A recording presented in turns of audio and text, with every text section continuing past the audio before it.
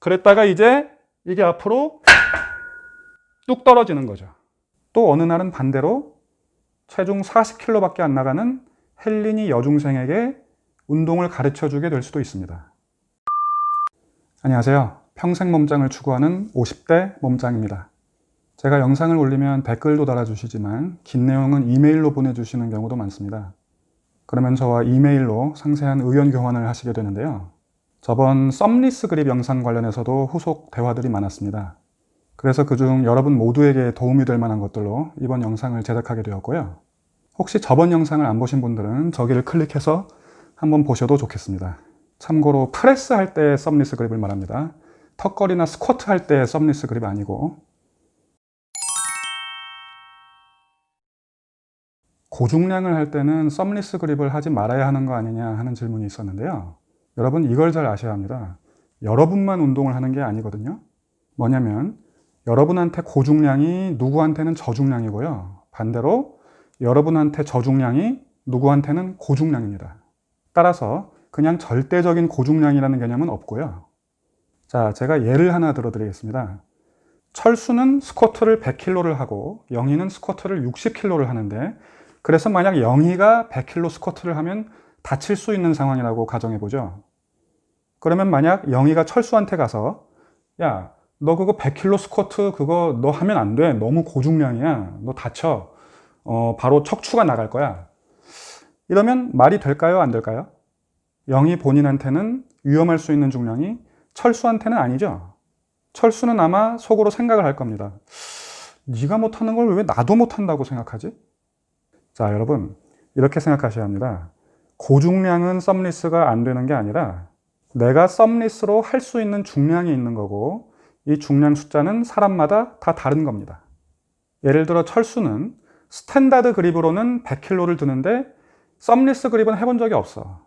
만약 하면 떨어뜨릴 것 같아. 그러면 뭐 빈봉으로는 할 수 있다고 해보죠. 그러면 썸리스로는 20kg가 철수 중량인 겁니다. 뭐 저중량, 고중량 이런 말을 쓸 필요가 없고 철수의 썸리스 중량은 20kg.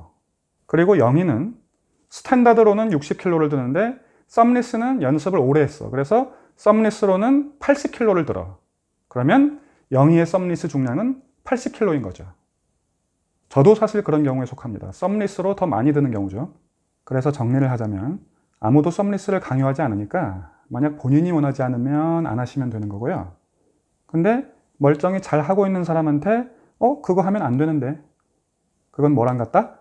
영희가 철수한테 가서 너 그렇게 무겁게 스쿼트 하지 마. 척추 다쳐. 이러는 거랑 똑같다. 결국 고중량이라는 말을 쓰게 되는 건 분석해보면 내가 운동을 해온 고만고만한 경험들이 있다 보니까 내 주변에 고만고만한 사람들의 중량을 가지고 평균적으로 얘기를 하게 되는 거고, 이렇게 언어를 사용하다 보면 다양한 사람들과 운동 얘기를 하는데 한계가 있습니다. 그러니 그런 말을 쓰지 말자. 여러분들도 앞으로 계속 운동을 하시다 보면 어느 날은 300kg를 스쿼트를 하는 괴물과 만나게 되실 수도 있고, 또 어느 날은 반대로 체중 40kg밖에 안 나가는 헬린이 여중생에게 운동을 가르쳐 주게 될 수도 있습니다. 따라서 본인의 생각과 언어를 너무 좁히지 않았으면 좋겠습니다. 자, 이 얘기를 들으시려면 썸리스 그립에 대한 기본적인 지식이 있어야 하는데요. 저번 영상에서 상세하게 설명을 드렸었지만 못 보신 분들을 위해서 지금 간단하게 다시 설명을 드리자면, 썸리스 그립은 프레스 동작을 할 때, 즉 벤치 프레스, 숄더 프레스 등이죠. 이때 손가락에 들어가는 힘까지도 온전히 아껴 쓰기 위해서 전완의 수직으로 이렇게 바를 올려놓고 들어 올리는 방식이라고 말씀드렸었습니다. 이때 내 손가락은 바 위에 살짝 올려놓기만 하는 거고, 엄지는 그마저도 안 하고 완전히 놀고 있게 된다고 했었죠. 자, 다음 설명부터는 좀 더 분위기를 위해서 레그로 가보겠습니다. 처음 프레스를 시작할 때 바의 위치를 어떻게 잡는다고 했었죠?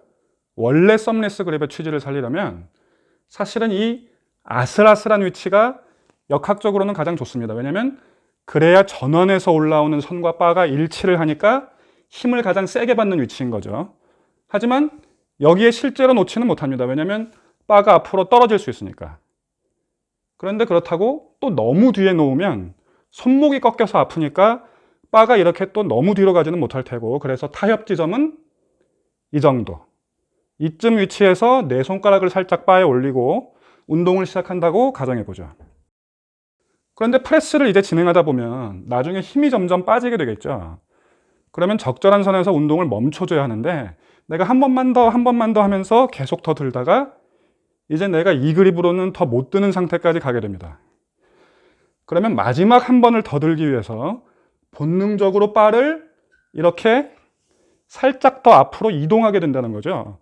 이유는 아까 설명드렸죠. 더 힘을 많이 받는 위치로 바를 옮기는 겁니다. 본능적으로. 그랬다가 이제 이게 앞으로 뚝 떨어지는 거죠.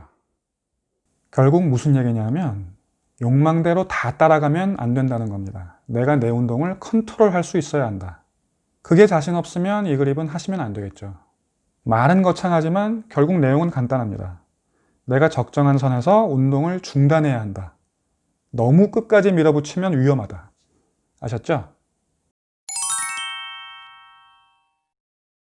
또 한 가지 안전도를 높이는 방법은 캐처바라고도 하고 스토퍼라고도 하는 이 안전장치를 사용하는 겁니다. 중요한 건 뭐냐면 내가 프레스의 가동 범위를 풀로 하기 위해서 내 가슴에 바가 닿을 때까지 내려가도 캐처바에 바가 닿지 않는 상황이면 의미가 없습니다. 그 얘기는 내가 만약 바벨을 놓치면 어차피 바가 내 가슴에 닿는다는 얘기니까 스토퍼가 막지 못하고, 따라서 가동 범위를 일부 포기하고 캐처바를 그보다 좀 더 위에 놓으셔야 합니다. 그래서 운동 자체도 좀 더 짧은 가동 범위로 하시고, 대신 혹시라도 바벨을 놓쳤을 때 바벨이 내 가슴에 닿지 않겠죠. 이건 썸리스 그립과 관계없이 나한테 좀 무거운 중량을 프레스를 하는 상황이면 일반적으로 적용하셔야 하는 내용입니다. 모르는 분들도 계시기 때문에 알려드렸습니다. 벤치 프레스 기준으로 말씀드렸고요. 숄더 프레스일 때도 마찬가지입니다. 가동 범위를 포기하시고 캐처바를 좀 더 위에, 이렇게 위쪽에 놓으시기 바랍니다. 자, 이상 몇 가지 포인트들을 말씀드렸고요.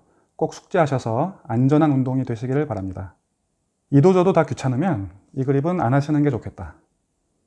봐주셔서 감사하고요. 다음에 또 뵙도록 하겠습니다. 안녕히 계세요.